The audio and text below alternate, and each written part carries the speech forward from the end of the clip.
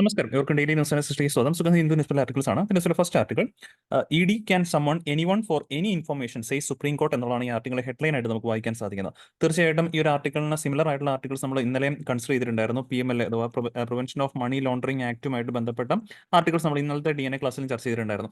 അവിടെ നമ്മൾ ആ ഒരു പ്രിവെൻഷൻ ഓഫ് മണി ലോണ്ടറിംഗ് ആക്ടുമായിട്ട് ചേർത്ത് നമ്മൾ ഈ പറഞ്ഞ വിശദമായിട്ട് എൻഫോഴ്സ്മെന്റ് ഡയറക്ടറെ കുറിച്ചിട്ടും കാര്യങ്ങൾ ഡിസ്കസ് ചെയ്തിട്ടുണ്ടായിരുന്നു. എന്നാൽ ഈ ഒരു ആർട്ടിക്കിൾ നമുക്ക് പുതിയൊരു ഫ്രഷ് ആയിട്ടുള്ള ഒരു ഐഡിയയും കൂടെ ഒരു പോയിന്റും കൂടെ നമുക്ക് വാലിഡ് ആയിട്ട് കൺസിഡർ ചെയ്യാനായിട്ട് സാധിക്കും. അതുകൊണ്ട് തന്നെയാണ് ഈവൻ ദോ എൻഫോഴ്സ്മെന്റ് ഡയറക്ടറിനെ കുറിച്ചുള്ള സിമിലർ ആയിട്ടുള്ള ഒരു ആർട്ടിക്കിൾ ആയതുകൊണ്ട് തന്നെ നമ്മൾ വീണ്ടും ഇത് കൺസിഡർ ചെയ്യാനുള്ള കാര്യം. അപ്പോൾ ഓൾറെഡി നമ്മൾ പറഞ്ഞ പോലെ തന്നെ വീണ്ടും എൻഫോഴ്സ്മെന്റ് ഡയറക്ടറിനെ കുറിച്ചുള്ള ഒരുപാട് കാര്യങ്ങൾ നമ്മൾ പറയുന്നില്ല. കാരണം ഇന്നലത്തെ DNA ക്ലാസ്സിൽ നമ്മൾ വിശദമായിട്ടും എൻഫോഴ്സ്മെന്റ് ഡയറക്ടറിന്റെ ഓരോ കാര്യങ്ങളും പറഞ്ഞിട്ടുണ്ട്. ഏതൊക്കെ ആക്ടുകളിലൂടെയാണ് എൻഫോഴ്സ്മെന്റ് ഡയറക്ടറിന് അധികാരങ്ങൾ കിട്ടുന്നത്, അതേപോലെ തന്നെ എന്നാണ് ഇത് രൂപീകരിച്ചത്, ഏത് ഡിപ്പാർട്ട്മെന്റ് ഏത് മിനിസ്ട്രിയുടെ കീഴിലാണ് ഇത് വരുന്നത് തുടങ്ങിയ കാര്യങ്ങളൊക്കെ നമ്മൾ വിശദമായിട്ട് ഇന്നലത്തെ DNA ക്ലാസ്സിൽ ഡിസ്കസ് ചെയ്തിട്ടുണ്ടായിരുന്നു.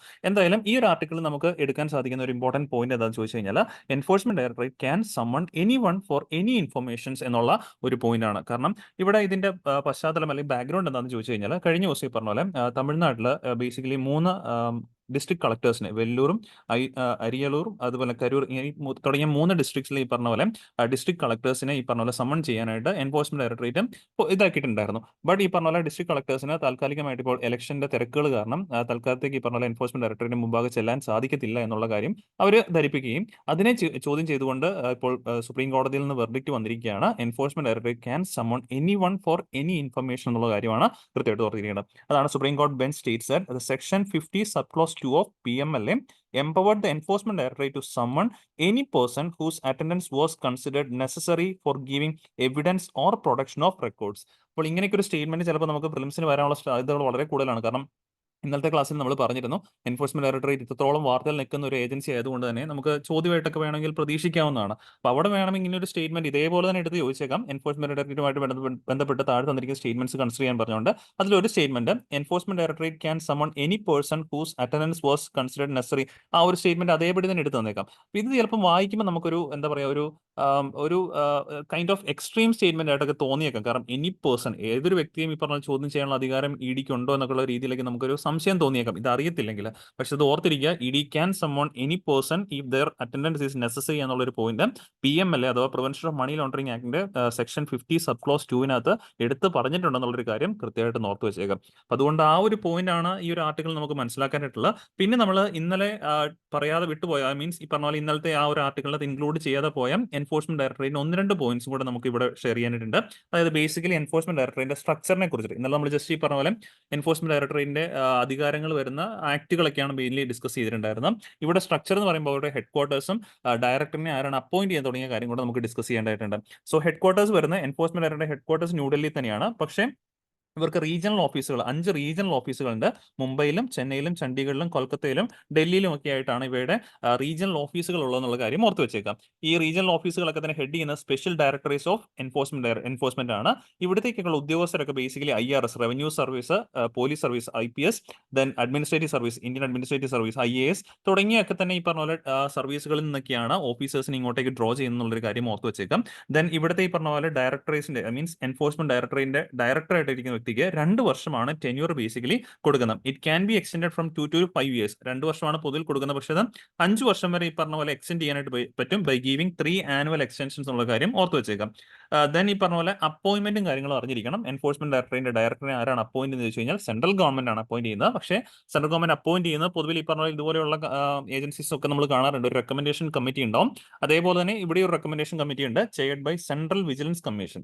പൊതുവിൽ നമ്മൾ പഠിക്കുന്ന കമ്മിറ്റീസിനൊക്കെ തന്നെ ഈ പറഞ്ഞ പോലെ പ്രൈം മിനിസ്റ്റർ ഒക്കെയാണ് ചേർന്നൊക്കെ നമ്മൾ കേൾക്കുന്നത്. പക്ഷേ എൻഫോഴ്സ്മെന്റ് ഡയറക്ടറേറ്റിന്റെ ഡയറക്ടറിനെ ഈ പറഞ്ഞ പോലെ അപ്പോയിന്റ് ചെയ്യുന്ന കമ്മിറ്റി ചെയർ ചെയ്യുന്നവരാണ് സെൻട്രൽ വിജിലൻസ് കമ്മീഷനാണ്.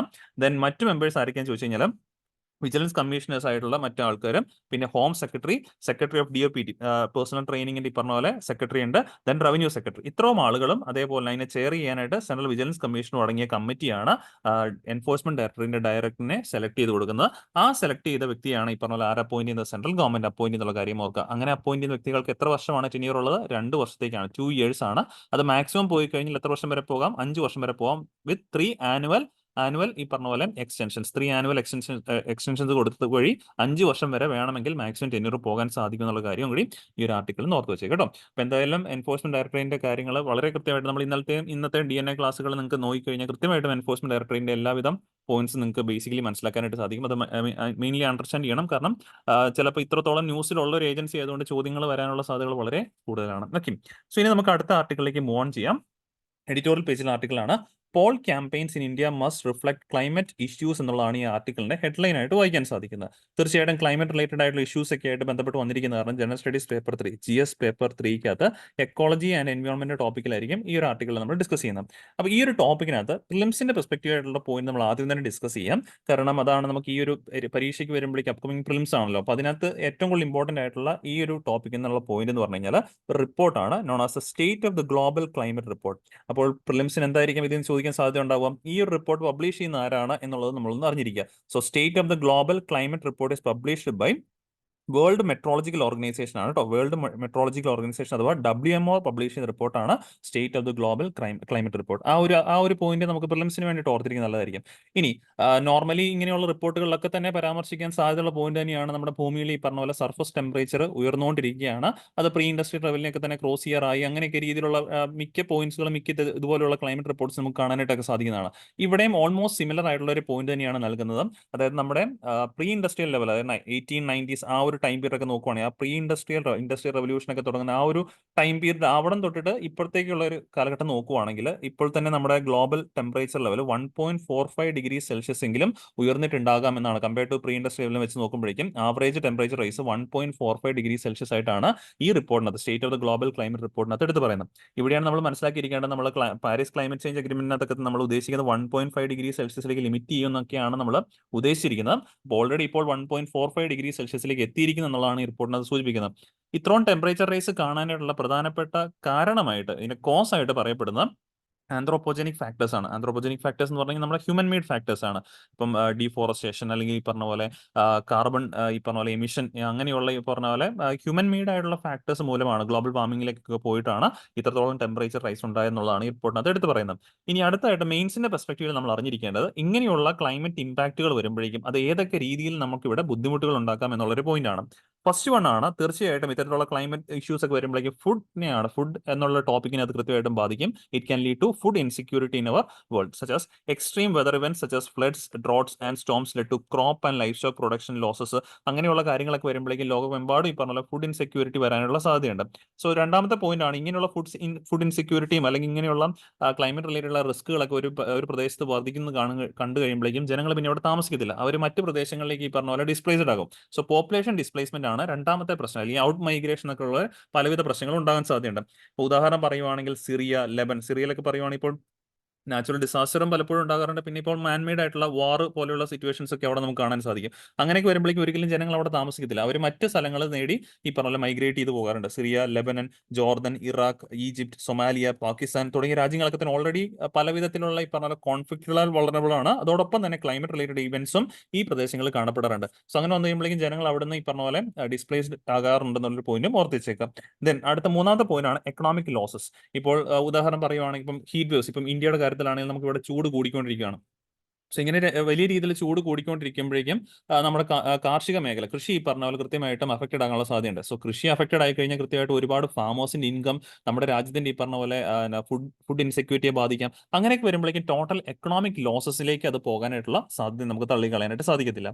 ദെൻ ഇതെല്ലാം കൂടെ വരുമ്പോഴേക്കും അൾട്ടിമേറ്റ്ലി ഇത് എന്തിലേക്ക് നയിക്കാം? ഇന്നിക്വാളിറ്റി, റിച്ചും പൂറും തമ്മിലുള്ള ആ ഒരു ഗ്യാപ്പ്, ആ ഒരു ഇന്നിക്വാളിറ്റി ഈ പറഞ്ഞ പോലെ വൈഡൻ ആകാനായിട്ടുള്ള സാധ്യത നമുക്ക് തള്ളിക്കളയാനായിട്ട് സാധിക്കത്തില്ല. അപ്പൊ ഇത്രത്തോളം എഫക്റ്റുകൾ എപ്പോഴും ഈ പറഞ്ഞ പോലെ ക്ലൈമറ്റ് ചേഞ്ച് മൂലം ഉണ്ടാകും എന്നുള്ളൊരു കാര്യം ഓർക്കണം. അതുകൊണ്ട് ഈ പോയിന്റ് നമുക്ക് മെയിൻസിന് ആവശ്യമായിട്ട് വന്നേക്കാം. ക്ലൈമറ്റ് റിലേറ്റഡ് ആയിട്ടുള്ള ഇവന്റ്സിന്റെ ഒരു ആഫ്റ്റർ എഫക്റ്റ് ആയിട്ടുള്ള രീതിയിൽ ഓർത്തിരിക്കുക. ഫുഡ് ഇൻസെക്യൂരിറ്റി, പോപ്പുലേഷൻ ഡിസ്പ്ലേസ്മെന്റ്, അതോടൊപ്പം തന്നെ ഈ പറഞ്ഞ പോലെ എക്കണോമിക് ലോസസും, പിന്നെ ഈ പറഞ്ഞ പോലെ inequality between rich and poor widen ആകാനുള്ള സാധ്യതയും നമുക്ക് തള്ളിക്കളയാൻ പറ്റത്തില്ല. അപ്പൊ ഇത്രയും പോയിന്റ് ആണ് ഈ ഒരു ആർട്ടിക്കിളിൽ നിന്ന് എക്സാമിന്റെ വ്യൂ പോയിന്റിൽ നമുക്ക് മനസ്സിലാക്കാനായിട്ടുള്ള. ഒന്ന്, പ്രിലിംസിന്റെ പോയിന്റിൽ ഈ ഒരു റിപ്പോർട്ട് പബ്ലിഷ് ചെയ്തിരിക്കുന്നത് state of the state of the global climate report publish ചെയ്തിരിക്കുന്ന വേൾഡ് മെട്രോളജിക്കൽ ഓർഗനൈസേഷൻ എന്നുള്ളൊരു കാര്യം ഓർത്ത് വെച്ചേക്കുക. ഈ ഒരു റിപ്പോർട്ടിനകത്താണ് എടുത്ത് പറഞ്ഞിരിക്കുന്നത് പ്രീ ഇൻഡസ്ട്രിയൽ ലെവലിനെ അപേക്ഷിച്ച് ഇപ്പോഴത്തെ average temperature rise 1.45 degree Celsius എത്തി നിൽക്കുന്നു എന്നുള്ളതാണ് പറഞ്ഞിരിക്കുന്നത്. പിന്നെ ഈ പറഞ്ഞ പോലെ ചെറിയൊരു മാർജിൻ ഓഫ് എററും പറയുന്നുണ്ട്, +or-0.12, അത് അങ്ങോട്ടും ഇങ്ങോട്ടും ആകാമെന്നുള്ള കൺസെപ്റ്റ്. എന്തായാലും 1.45 ഡിഗ്രി സെൽഷ്യസോളം നമ്മുടെ ടെമ്പറേച്ചർ ഉയർന്നിട്ടുണ്ട്. ഇതിന്റെ ബേസിക് ആയിട്ടുള്ള കാരണം ആന്ത്രോപോജനിക് ഫാക്ടേഴ്സ് ആണ്. സോ ഇത് മൂലം ഉണ്ടാകുന്ന മറ്റ് പ്രശ്നങ്ങളാണ് ഇവിടെ പറഞ്ഞിരിക്കുന്നത്. അപ്പോൾ ഈ പ്രശ്നങ്ങളൊക്കെ തന്നെ ഇപ്പം ഇന്ത്യയിൽ ഇലക്ഷനും കാര്യങ്ങളൊക്കെ നടന്നുകൊണ്ടിരിക്കാൻ പോകാണല്ലോ. സോ ഈ ഒരു ഇലക്ഷൻ ക്യാമ്പയിന്റെ സമയങ്ങളിൽ ഇത്തരത്തിലുള്ള ക്ലൈമറ്റ് റിലേറ്റഡ് ആയിട്ടുള്ള കാര്യങ്ങൾ കൂടെ നമ്മൾ ചർച്ച ചെയ്യണം എന്നുള്ളതാണ് ഈ ഒരു ആർട്ടിക്കിൾ അത് എടുത്ത് പറയുന്നത്. അപ്പോൾ എന്തായാലും ഇത്രയും കാര്യങ്ങൾ നമുക്ക് എക്സാമിന് വ്യൂ പോയിന്റ് ഈ ആർട്ടിക്കിളിൽ നിന്ന് പഠിച്ചിരിക്കാം. ഇനി അടുത്തൊരു ആർട്ടിക്കിൾ, ഇതും പ്രിലിംസിന്റെ പോയിന്റ് ഓഫ് വ്യൂ ആർട്ടിക്കിൾ ആണ്. കാരണം ഈ ഒരു ആർട്ടിക്കിൾ അത് മെയിൻലി ഡിസ്കസ് ചെയ്യുന്ന ഡെമോഗ്രാഫിക് ഡിവിഡൻഡ് കൊണ്ട് ഒരു ടോപ്പിക്കാണ്. നമ്മൾ പലപ്പോഴും നമ്മുടെ DNA ക്ലാസ്സിൽ ഡിസ്കസ് ചെയ്തിരിക്കുന്ന ടോപ്പിക്കാണ് ഡെമോഗ്രാഫിക് ഡിവിഡൻഡ്. ഇവിടെ നോക്കിയും ഇന്നത്തെ 10 വന്നൊരു ആർട്ടിക്കിളാണ് ഇന്ത്യ റിസ്കിംഗ് ഡെമോഗ്രാഫിക് ഡിവിഡൻഡ് എന്നുള്ളതാണ് ആർട്ടിക്കിളാണ് സൂചിപ്പിക്കുന്നത്. ഈ ഒരു ആർട്ടിക്കിൾ ഹെഡ്ലൈൻ വായിക്കുമ്പോൾ തന്നെ നിങ്ങൾക്ക് ഡെയിലി DNA ഈ പറഞ്ഞ പോലെ വായിക്കുന്ന അല്ലെങ്കിൽ ഡെയിലി DNA കാണുന്ന ഒരു വ്യക്തിക്കാണ് തീർച്ചയായിട്ടും കണക്ട് ചെയ്യാൻ സാധിക്കും. കാരണം റീസെന്റ് ഈ പറഞ്ഞ പോലെ ഇന്ത്യയിലെ അൺഎംപ്ലോയ്മെന്റും ഒക്കെ ആയിട്ട് ബന്ധപ്പെട്ട് നമ്മൾ പീരിയോഡിക് ലേബർ ഫോഴ്സ് സർവേ റിപ്പോർട്ടിനൊക്കെ കാര്യങ്ങൾ ഡിസ്കസ് ചെയ്തിട്ടുണ്ടായിരുന്നു. അവിടെ നമ്മൾ ഈ ഒരു അൺഎംപ്ലോയ്മെന്റ് കാര്യങ്ങളൊക്കെ പറഞ്ഞപ്പോഴേക്കും കൃത്യമായിട്ട് നമ്മൾ പറഞ്ഞതാണ് ഡെമോഗ്രാഫിക് ഡിവിഡൻഡ് ഈ പറഞ്ഞ പോലെ ആ ഒരു ടൈം പീരിയഡിലാണ് ഏതൊരു രാജ്യത്തിനും ഡെവലപ്മെന്റിലേക്ക് മുന്നോട്ട് പോകാൻ സാധിക്കുന്നത്. അങ്ങനെ മുന്നോട്ട് പോകണമെങ്കിൽ തീർച്ചയായിട്ടും ആ ഒരു working age population, demographic dividend എന്ന് പറയുമ്പോഴേക്കും നമ്മൾ ആ വർക്കിംഗ് ഏജ് പോപ്പുലേഷനാണ് ഉദ്ദേശിക്കുന്നത്. 15 മുതൽ 64 വയസ്സ് എന്നുള്ളതാണ് പൊതുവിൽ കണക്കാക്കുന്നത്. 15 മുതൽ 64 വയസ്സ്. ചില രാജ്യങ്ങളുടെ കാര്യത്തിലേക്ക് കൺസെപ്റ്റ് അങ്ങോട്ടും ഇങ്ങോട്ടും പ്രായത്തിന്റെ കാര്യത്തിലേക്ക് വ്യത്യാസം വരാറുണ്ട്. എന്നാലും ഓൾ ഓവർ ഈ പറഞ്ഞ വർക്കിംഗ് ഏജ് കാറ്റഗറിയാണ് നമ്മൾ ഡെമോഗ്രാഫിക് ഡിവിഡൻഡ്. ഈ ഒരു കാറ്റഗറിയിലുള്ള ആളുകൾക്ക് മാക്സിമം നമുക്ക് ജോലി കൊടുക്കാനായിട്ട് സാധിക്കണം. എങ്കിൽ മാത്രമേ ഉള്ളൂ രാജ്യങ്ങൾക്ക് എന്ത് ചെയ്യാൻ പറ്റുള്ളൂ, പുരോഗതിയിലേക്ക് ഡെവലപ്മെന്റിലേക്ക് പോകാനായിട്ട് സാധിക്കുകയുള്ളൂ. ഇവിടെ നോക്കുക, ഈ റിപ്പോർട്ട് ബേസിക്കലി ഈ പറഞ്ഞ പോലെ വേൾഡ് ബാങ്ക് പബ്ലിഷ് ചെയ്താണ്. വേൾഡ് ബാങ്കിനകത്ത് എടുത്ത് പറയുന്നുണ്ട്, world bank has want that the South Asian region, including India, was not making use of its demographic dividend as the pace of job creation in the region fell short or growth in the working age population, even as it projected as a strong 6 to 6.1% growth for 2024-25. അതായത് ഒറ്റ വാക്കിൽ പറയുവാണെങ്കിൽ south Asian റീജിയനിൽ especially India പോലുള്ള രാജ്യങ്ങളിലൊന്നും തന്നെ ഇവിടുത്തെ demographic ഡിവിഡൻഡിനെ basically നല്ല രീതിയിൽ യൂട്ടിലൈസ് ചെയ്യാനായിട്ട് സാധിച്ചിട്ടില്ല. കാരണം ജോബ് ഓപ്പർച്യൂണിറ്റീസ് ജനറേറ്റ് ചെയ്യാൻ പറ്റുന്നില്ല എന്നുള്ളൊരു പോയിന്റ് ആണ് ഈ ആർട്ടിക്കിൾ അത് എടുത്ത് പറഞ്ഞിരിക്കുന്നത്. കാരണം ഈ ഒരു ടോപ്പിക്ക് നമ്മൾ ഡിസ്കസ് ചെയ്യാൻ കാരണം എന്ന് പറഞ്ഞു കഴിഞ്ഞാൽ എന്താണ് ഡെമോഗ്രാഫിക് ഡിവിഡൻഡ് എന്നുള്ള ഒരു പ്രോപ്പർ ഡെഫിനേഷൻ അറിഞ്ഞിരിക്കണം. കാരണം ഇതിനു മുമ്പ് UPSC പ്രിലിംസിന് ചോദിച്ചിട്ടുള്ളതാണ് ഡെമോഗ്രാഫിക് ഡിവിഡൻഡിന്റെ ABCD ടൈപ്പ് ഓഫ് ക്വസ്റ്റ്യൻ ആയിരുന്നു. ഡെമോഗ്രാഫിക് ഡിവിഡൻഡിന്റെ ഡെഫിനേഷൻ മോസ്റ്റ് സ്യൂട്ടബിൾ ആയിട്ടുള്ള ഡെഫിനേഷൻ സെലക്ട് ചെയ്യാനായിരുന്നു ചോദിച്ചിട്ടുണ്ടായിരുന്നു. ഇവിടെ നോക്കുക, ഡെമോഗ്രാഫിക് ഡിവിഡൻഡ് നമ്മൾ UN പോപ്പുലേഷൻ ഫണ്ടിന്റെ ഡെഫിനേഷൻ ആണ് ബേസിക്കലി എടുക്കാൻ പോകുന്നത്. Defines as the economic growth potential that can result from shift in a population's age structure. അതായത് ഒരു രാജ്യത്തിന്റെ ജനസംഖ്യ പോപ്പുലേഷൻ ഏജ് സ്ട്രക്ചർ മൂലം ഷിഫ്റ്റ് ചെയ്യുന്നത് മൂലം ഉണ്ടാകുന്ന ഒരു എക്കണോമിക് ഗ്രോത്ത് പൊട്ടൻഷ്യലിനെയാണ് മെയിൻലി എന്തായിട്ട് ഡിസ്കസ് ചെയ്തിരിക്കുന്നത്, ഡെമോഗ്രാഫിക് ഡിവിഡൻഡ് ആയിട്ട് മെയിൻലി ഡിസ്കസ് ചെയ്യുന്നത്. Mainly when the share of working age population is larger than the non working age share of population. അതായത് ഈ ഒരു എക്കണോമിക് ഗ്രോത്ത് പൊട്ടൻഷ്യൽ എപ്പോഴാണ് നമുക്ക് ഷിഫ്റ്റ് ചെയ്യാൻ വിറ്റ്നസ് ചെയ്യാൻ ചോദിച്ചു കഴിഞ്ഞാൽ ആ രാജ്യത്തെ ടോട്ടൽ ജനസംഖ്യയുടെ വർക്കിംഗ് ഏജ് പോപ്പുലേഷൻ ആയിരിക്കണം കൂടുതൽ ഉണ്ടാവേണ്ടത് compare to non working age. Non working age എന്ന് പറയുമ്പോൾ കുട്ടികളും അതേപോലെ പ്രായമായ ആളുകളും. സോ ഇവർ ഈ ഒരു ഷെയറിനേക്കാൾ മീൻസ് നോൺ വർക്കിംഗ് പോപ്പുലേഷനേക്കാൾ കൂടുതൽ ആര് വരണം, വർക്കിംഗ് ഏജ് പോപ്പുലേഷൻ കൃത്യമായിട്ടും വന്നിരിക്കണം. ഇനി ഇന്ത്യയുടെ നമ്മുടെ എക്കണോമിക് സർവേ 2018-19 സർവേ പ്രകാരം പറഞ്ഞിരിക്കുന്ന ഒരു പോയിന്റ് ഉണ്ട്, ഇന്ത്യയുടെ ഡെമോഗ്രാഫിക് ഡിവിഡൻഡ് ഏത് വർഷത്തേക്കായിരിക്കും പീക്ക് ചെയ്യുന്നത്, 2041. കാരണം ഇപ്പൊ തന്നെ നിങ്ങൾക്ക് പലപ്പോഴും കണക്ട് ചെയ്യാൻ പറ്റും, നമ്മൾ ഡെവലപ്ഡ് കൺട്രി ആയിട്ട് മാറണം എന്നൊക്കെ തന്നെ ആഗ്രഹിക്കുന്നത് 2047. ഇതെല്ലാം തമ്മിൽ അങ്ങോട്ടും ഇങ്ങോട്ടും കോറിലേറ്റഡ് ആണ്. ഇന്ത്യയുടെ കാര്യത്തിൽ ഈ പറഞ്ഞ പോലെ നമ്മൾ 2041 ഡെമോഗ്രാഫിക് ഡിവിഡൻഡ് പീക്കപ്പ് ആവുമെന്ന് പറയാൻ കാരണം ആ ഒരു ടൈം പീരീഡ് ആകുമ്പോഴേക്കും വർക്കിംഗ് ഏജ് പോപ്പുലേഷൻ മീൻസ് 20 മുതൽ 59 വയസ്സൊക്കെയാണ് നമ്മൾ പൊതുവിൽ ഇപ്പോൾ 18 മുതൽ 59 വയസ്സൊക്കെയാണുള്ള ഒരു വർക്കിംഗ് പൊതുവിലെ ഒരു ബേസിക് ആയിട്ടുള്ള ഒരു വർക്കിംഗ് ഏജ് ഒക്കെ ആയിട്ട് പറയപ്പെടാറുള്ളത്. ഈ ഒരു കാറ്റഗറിയിലുള്ള ആളുകളുടെ പോപ്പുലേഷൻ ഈ പറഞ്ഞ പോലെ ടോട്ടൽ പോപ്പുലേഷൻ 59% എത്തി നിൽക്കും എന്നുള്ളതാണ് പറയപ്പെടാറുള്ളത്. സോ അതുകൊണ്ട് തന്നെയാണ് 2041 ഇന്ത്യ ഡെമോഗ്രാഫിക് ഡിവിഡൻഡ് പീക്കപ്പ് ചെയ്യുന്നു പറയുന്നത്. സോ പക്ഷേ ഇതെല്ലാം ഉണ്ടെങ്കിൽ പോലും ഇതിനെ നമുക്ക് സ്യൂട്ടബിൾ ആയിട്ട് ഉപയോഗിച്ച് രാജ്യത്തിന് പുരോഗതി കൈവരിക്കണമെങ്കിൽ തീർച്ചയായിട്ടും ഇവർക്കെല്ലാം നമുക്ക് എന്ത് കൊടുക്കാൻ സാധിച്ചിരിക്കണം, ജോബ് ഓപ്പർച്യൂണിറ്റീസ് കൊടുക്കാനായിട്ട് സാധിച്ചിരിക്കണം. ഇല്ലെങ്കിൽ ഇതൊന്നും പറഞ്ഞിട്ട് നമുക്ക് കാര്യമില്ല. ആ ഒരു ഡെമോഗ്രാഫിക് ഡിവിഡൻഡ് ചിലപ്പോൾ വേസ്റ്റ് ആയി പോകുന്ന ഒരു സിറ്റുവേഷനിലേക്ക് നമുക്ക് പോകേണ്ടി വരും. നമുക്ക് ഡെവലപ്ഡ് കൺട്രി ആയിട്ട് മാറാനായിട്ടും സാധിച്ചൊന്നും നിൽക്കത്തില്ല. എന്തായാലും ഇവിടെ നിന്നും ഈ ഒരു ആർട്ടിക്കിളിൽ നിന്നും ഡെമോഗ്രാഫിക് ഡിവിഡൻഡ് കൃത്യമായിട്ടുള്ള ഒരു ഡെഫിനേഷൻ കൃത്യമായിട്ട് മനസ്സിലാക്കി വെച്ചേക്കാം. ഇനി നമ്മൾ അടുത്തൊരു വേൾഡ് മാപ്പിംഗിന്റെ ഒരു സെക്ഷനാണ് എടുത്തിരിക്കുന്നത്. കാരണം ഈ ഒരു ടോപ്പിക്ക് നമുക്കിപ്പോൾ സിറിയയിൽ പറഞ്ഞ പോലെ മീൻസ് സിറിയ അല്ല, ഇസ്രായേൽ പലസ്തീൻ വാറിന്റെ ബന്ധപ്പെട്ട പല ആർട്ടിക്കിൾസ് നമുക്ക് വരാറുണ്ട്. ആ ഒരു ടോപ്പിക്കിൽ നമ്മൾ നേരത്തെ DNA ക്ലാസ്സിൽ ആ ഒരു തൽക്കാലത്തേക്ക് ഈ റംസാൻ മാസത്തിന്റെ ഇതിൽ ആ ഒരു കോൺഫ്ലിക്റ്റ് നിർത്തിവെക്കണമെന്ന് UNSC പറഞ്ഞൊരു വാർത്ത നമ്മൾ കൺസിഡർ ചെയ്തിട്ടുണ്ടായിരുന്നു. അവിടെ നമ്മൾ UNSCയെ കുറിച്ചിട്ടും ഡിസ്കസ് ചെയ്തിട്ടുണ്ടായിരുന്നു. സോ എന്തായാലും ഇത് ഇങ്ങനെ വാർത്തകൾ നിൽക്കുന്ന ഒരു ടോപ്പിക് ആയതുകൊണ്ട് തന്നെ വേൾഡ് ജോഗ്രഫിയിൽ നിന്നും പ്രിലിംസിന് ചോദിക്കാൻ സാധ്യതകളൊക്കെ ഉണ്ട്. ഉദാഹരണം പറയുവാണെങ്കിൽ ഇങ്ങനെ കോൺഫ്ലിക്റ്റുകൾ നിൽക്കുന്ന സ്ഥലങ്ങളുടെ സിറ്റീസ് തന്നിട്ട് ഇപ്പം ലോകത്ത് പലയിടങ്ങളിൽ ഇങ്ങനെ കോൺഫ്ലിക്റ്റ് നിൽക്കുന്ന സ്ഥലങ്ങളൊക്കെ ഉണ്ടാവുമല്ലോ. എന്നിട്ട് അവിടുത്തെ സിറ്റി തന്നിട്ട് ഇതിനെ കറസ്പോണ്ടിങ് രാജ്യങ്ങളായിട്ട് മാച്ച് ചെയ്യുക, കറക്റ്റ്ലി മാച്ച് ചെയ്യുക, അങ്ങനെയൊക്കെ ചോദിക്കാം. അല്ലെങ്കിൽ ഇതിലേതൊക്കെയാണ് കറക്റ്റ് ആയിട്ട് മാച്ച് ചെയ്തിരിക്കുന്നത്, ആ ഒരു ടൈപ്പിൽ ഈ പറഞ്ഞ പോലെ പുതിയ ഫോർമാറ്റിൽ only one pair അങ്ങനെയൊക്കെ വേണമെങ്കിലും ചോദ്യങ്ങളൊക്കെ പ്രതീക്ഷിക്കാവുന്നതാണ്. അപ്പൊ ഇവിടെ നമ്മൾ ഈ ഒരു ഇസ്രായേൽ പലസ്തീൻ വാറുമായിട്ട് ബന്ധപ്പെട്ട് ഇസ്രായേലിന്റെ ഒരു ജോഗ്രഫിക്കൽ മാപ്പാണ് നമ്മൾ ഇവിടെ കൺസിഡർ ചെയ്തിരിക്കുന്നത്, ഒരു പൊളിറ്റിക്കൽ മാപ്പാണ് കൺസിഡർ ചെയ്തിരിക്കുന്നത്. അപ്പൊ ഇവിടുന്ന് ബേസിക് ആയിട്ട് നിങ്ങൾക്ക് ഇവിടെ വെസ്റ്റ് ബാങ്ക് കാണാൻ സാധിക്കും, ജെറുസലേം, പിന്നെ ഈ പറഞ്ഞ ഡെഡ് സീയുടെ ഒക്കെ തന്നെ ബൗണ്ടറിങ് സ്റ്റേറ്റ്സുകളൊക്കെ ഓർത്തിരിക്കണം. ദെൻ ഗാസ സ്ട്രിപ്പ് കാണാം. ഇപ്പോൾ വാർത്തയിൽ കോൺഫ്ലിക്റ്റഡ് ആയിട്ട് നിൽക്കുന്ന ഒരു സോണുകളൊക്കെയാണ് ഇവയൊക്കെ തന്നെ.